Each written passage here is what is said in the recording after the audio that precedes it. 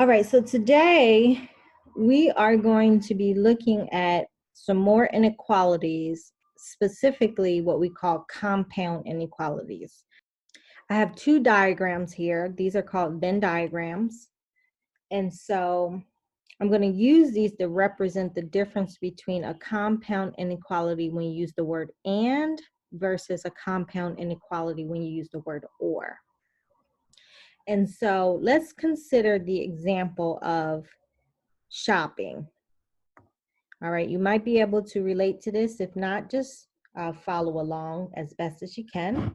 So generally when I go shopping, I have two main criteria.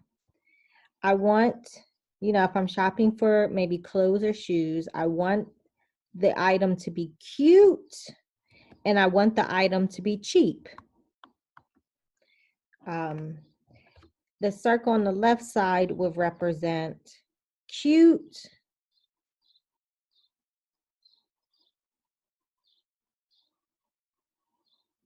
And then the circle on the right side will represent cheap.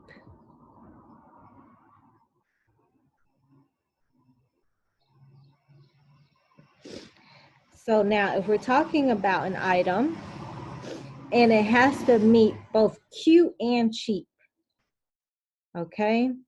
Now an item that's cute could not be cheap. So that would be out here. An item could be cheap, but not cute. That would be right here.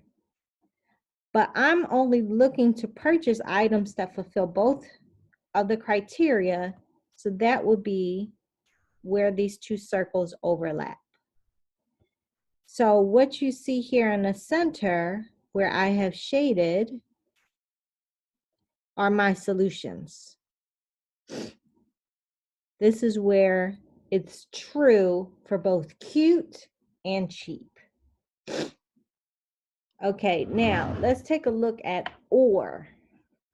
Or means something different. If I say something has to be cute or cheap, well, maybe it's cute, but it's not cheap, and that's okay. Maybe it's cheap, but it's not cute, and that's okay too. And maybe it's both, and that's just like a bonus. So when we're talking about or, the solutions are much broader. So our solutions actually are going to cover every part of the circle. Okay, so everything in there.